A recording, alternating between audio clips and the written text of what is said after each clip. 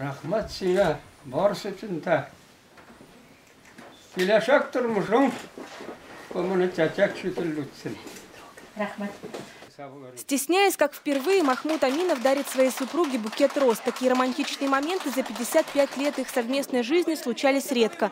Сегодня он благодарит жену за счастливые годы рядом, за большую семью, детей, внуков, правнуков.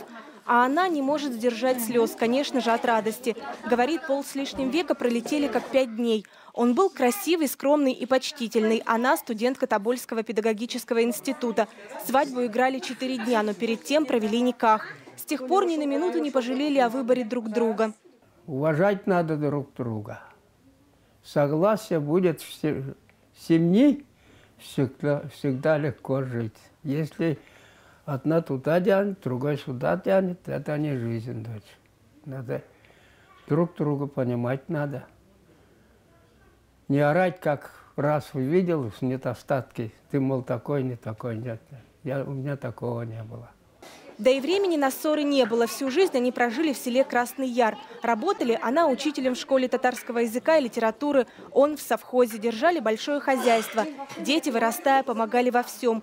Кроме деревенских дел, в семье находилось время и для духовного воспитания. Например, всей семьей читали периодику на татарском языке. Магинур Аминова выписывает газеты и журналы и по сей день. У нас это... Журнал у каждого, пионерская газета по-татарски, Яшлинче, Совет Мектебе, Ёлкын. Вот сказание даже Сиембике журнал. До сих пор беру. И Яшлинче с первого дня нет. Вот такие лежат у меня.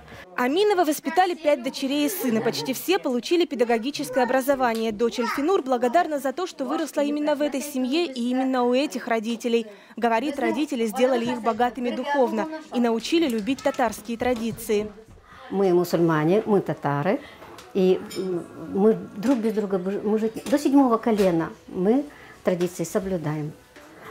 Я вышла замуж первая, и никах по-мусульмански у меня был проведен. Моему сыну, моей дочери, моя мама, бабушки, это все вот по-мусульмански было проведено. Наши традиции, они не умирают. И я думаю, что моя дочь и моя внучка тоже это будут продолжать.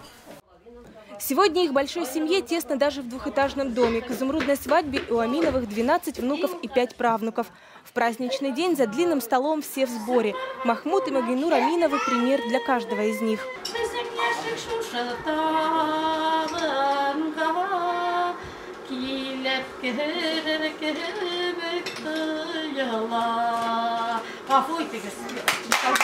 София Хайруллина, Рамиль Гигматуллин, ТНВ, Тюмень.